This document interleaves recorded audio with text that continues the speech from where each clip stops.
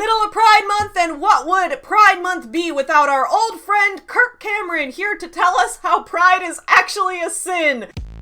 Get you some nuts. Yeah, you effing. Up yours, woke moralist. We'll see who cancels who.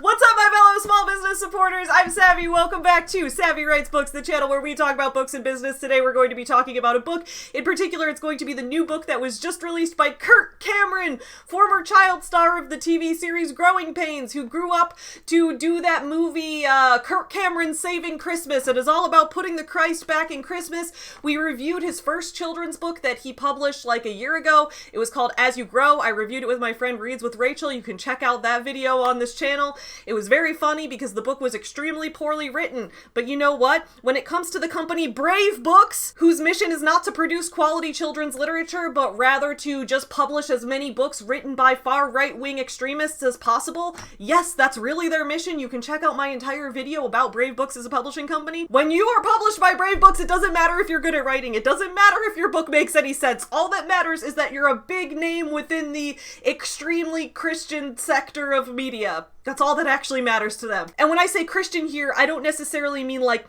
being Christian in a way where you use your Christianity as a way to give to others and positively follow the teachings of Jesus. I mean Christian as in like the Christian extremists who are trying to force it on everyone else. That's the type that Kirk Cameron is. We're going to talk about Kirk Cameron's new book called Pride Comes Before the Fall. But before we get into it, if you're new to this channel, please don't forget to subscribe. Today's video is just like a short little quick one to talk about this new book that's out and just kind of go over what's happening. Just a quick little news video, a little update for you guys on everything. And then on Friday, I will have a bigger, longer, more scripted and in-depth video essay for you guys. Because today's video is not sponsored, I do want to shout out the shirt that I'm wearing though. Check this out. You may notice there's these eyes on my boobs right here. These eyes are in Buy Pride colors, and they have a little leaf in the center. A little leaf that's weed. That's marijuana. Check this out. Woo! Because as you guys know, we in the bisexual community love puns. I don't know why, we just do. But anyway, this is the High and Buy shirt. So this shirt is part of a merch collab that I did for Pride Month merch. So if you're looking for some Pride Month merch to buy and you're disappointed in all the big corporations right now that are not selling their Pride Month merch anymore because they're getting too much backlash from hateful people like Kirk Cameron, if you're not wanting to get your Pride Month merch there, you can get this piece of Pride Month merch that I created. I made it for a small business that just started recently called Stoner Queer. And this is a business run by two people who actually met in my YouTube chat, which is very fun. They started this business to produce gay and stoner merch, and then I did a collab with them to create some fun Pride Month merch. So this is one of the shirts you can get. It's available as a crop top and a full-length shirt, so check that out if you're interested. I'll link it in the description below. Go give them some love for Pride Month and get some fun Pride Month merch. But with all of that in mind, let's talk about why pride is actually a sin! Why pride comes before the fall. Let's go straight to the Brave Books website where we can learn all about Kirk Cameron's new masterpiece. Dude, they always make, in all of Kirk Cameron's books, they always make the animals like, I don't know how to say this. Anthro. That's the only way I could think of to say it. I'm not actually going to buy and review this book because it's $23 and Kirk Cameron has profited enough off of me for the fact that I already reviewed his other book, As You Grow. So I'm not going to be paying for this one. I just felt like we could just talk about it real quick and see what it's about. Brave Books has partnered with Kirk Cameron to write a second book, Pride Comes Before the Fall, officially releasing June 1st. So what is June 1st? That's the start of Pride Month. We're going to talk in a minute about how Kirk Cameron is claiming that this book has nothing to do with being anti-gay whatsoever, but it's interesting to release a book intentionally on the first day of Pride Month that is about how pride is a sin. It's a Christian children's book that teaches kids the dangers of being prideful and the importance of having a humble spirit instead. In every Brave book, we partner with people of moral integrity, just like Kirk Cameron, to teach complex Christian and conservative values. As we know, Kirk Cameron is a person of moral integrity. That's why he had a librarian fired, even after the librarian eventually let him do a reading of his book at that particular library. I did a video on that as well. Kirk Cameron is just a Karen. That's all he is. He is not a person of moral integrity. He is a male Karen. In Kirk Cameron's newest book, Pride Comes Before the Fall, follow Valor as his pride puts he and his Rapids partner in danger. I think you mean him. Him and his partner, right? Not just he. Doesn't put he in danger, it puts him in danger. Do you not know what an objective pronoun is?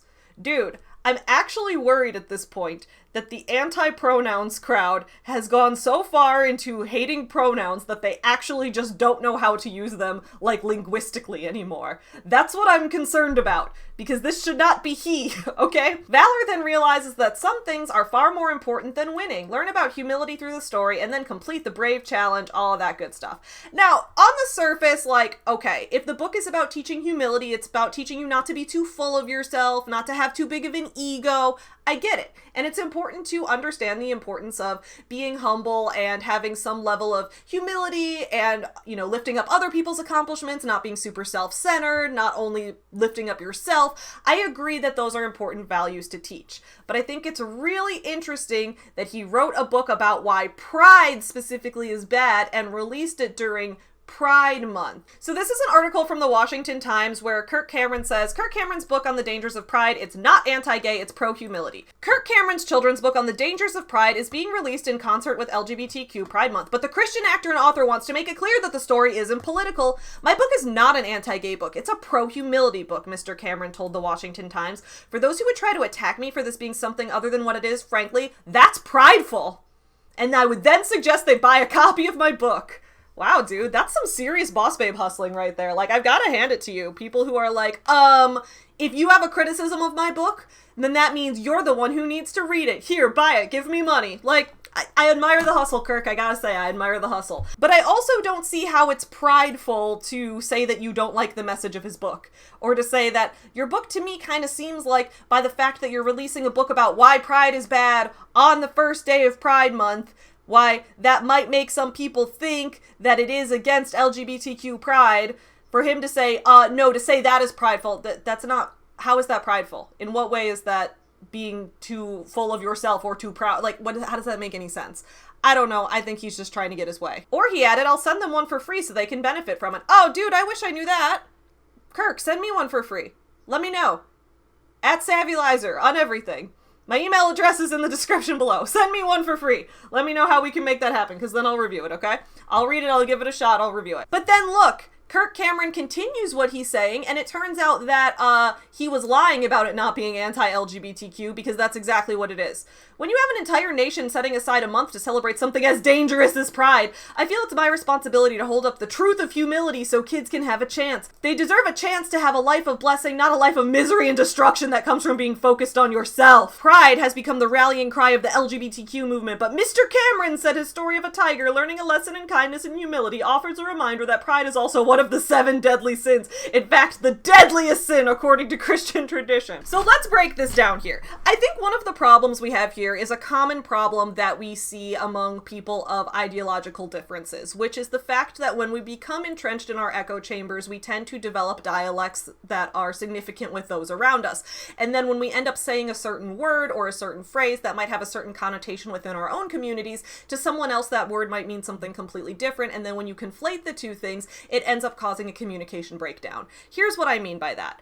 When Kirk Cameron is saying the word pride, according to him, if we are to assume he's not lying and grifting and that he's saying what he means at face value, if we take Kirk Cameron's words at face value, when he says pride, what he means is having too much of an ego, being too invested in yourself, caring too much about you above other people, thinking about your own accomplishments and building yourself up as something bigger than you are. That's what he claims that he is talking about. When we talk about LGBTQ pride and things like that, that is not what the word pride means in that context. It's the word is being used in a different context there. And I've heard this a lot from a lot of people saying, like, why is there a Pride Month? Why are you proud of just the way that you are naturally? Why do you have pride in that? Why aren't you instead, you know, taking pride in your accomplishments or in your actions of doing good for other people? And it's like, well, you can take pride in those things and you can feel satisfied with yourself and proud of yourself for doing good things and for accomplishing things. But at the same time, when people are saying pride in the context of like Pride Month, the idea there is that pride is the antithesis of shame. It's not that pride is about your ego. It's about being the opposite of feeling bad about something. Because the whole reason that Pride Month started, right, was that in the past, if you were part of the LGBTQ community, you were supposed to hide that. You were supposed to not let anyone find that out, because if you did, you could face persecution, whether that would be legal persecution or whether that would just be being ostracized from communities of people like Kirk Cameron, who has stated openly that he thinks homosexuality and same-sex marriage are unnatural and go against God. He stated all of that publicly in the past. So from people like him with those beliefs, those people would be the ones ostracizing you and trying to make you feel like you should not be open about that. You cannot share that part of yourself with the world because it's dangerous. So the idea was that you would have to hide that. Pride in this case is the opposite of that. It's saying, actually, I'm not scared to be who I am. I'm proud of who I am. And I'm not proud in the sense that it's like, I view this as an accomplishment superior to other people. It's pride in the sense that you're like, I feel good about this part of myself, I have confidence in it, and someone else hating me is not going to shake that confidence. I guess you could call it Confidence Month if that makes more sense, okay? My point is that the word pride in these two contexts are not being used in the same way, but when people are trying to make it seem like they're being used in the same way, it's creating a straw man argument. And what I mean by that is that it's causing people on Kirk Cameron's side of the issue to come out and say things like, well, pride is a sin, and the LGBTQ community is celebrating Pride Month, so that means they must all be sinners. When in reality, that's not the type of pride that we're celebrating. So it's creating this false argument of what's really happening by manipulating language. I hope that makes sense. But in this case, Kirk Cameron, you can tell, made an intentional decision to release this book on June 1st. He made an intentional decision to release it on Pride Month because he himself says that. He's talking about having an entire nation setting aside a month to celebrate something as dangerous as pride. He's basically saying that the way the LGBTQ community is doing this is promoting the deadly sin of pride as opposed to promoting pride as having confidence in yourself and feeling good about you as who you are and being comfortable in your own skin, right? I hope that makes sense, because it really does seem like Kirk Cameron is trying to manipulate this into making it seem like LGBTQ people are prideful. They're prideful and lusty and greedy and have wrath and all of the deadly sins, right? That's what he's trying to make it out to be, which is why he's trying to put out this book called Pride Comes Before the Fall. Oh, if you're too proud, now kids, let's apply this to Pride Month. See why we don't like those people who are celebrating Pride Month, because they're engaging in the sin of pride. It's such a manipulative thing to do, and I can't believe that people like Kirk Cameron have the gall to insinuate that LGBTQ people are the ones indoctrinating children when he's literally out here writing a book that intentionally manipulates language to intentionally try to indoctrinate kids against accepting LGBTQ people. It's insane. It's like he's projecting and saying, you're indoctrinating kids, to kind of throw you off of the path of him actually being the one to indoctrinate kids. I hope that makes any sense. So that's a little Pride Month update for you guys. Kirk Cameron is still out there writing shitty children's books.